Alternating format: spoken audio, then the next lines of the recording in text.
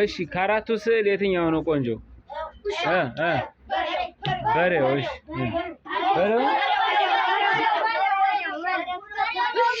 ቆይ አስተያየት ስጡት። የመጀመሪያው በአረንጓዴ የተሳለው ውሻው እሱን የወደደው ማን ነው? ለምን? ቆንጆ ነው ይመስላል? እሺ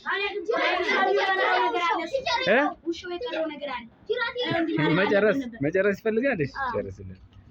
እሺ በሬውስ ለምን ቆንጆ አልክ?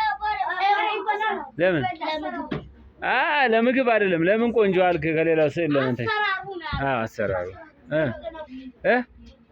ቆንጆ ነው። ግባ። ልጁስ ከታች ያለው ልጅ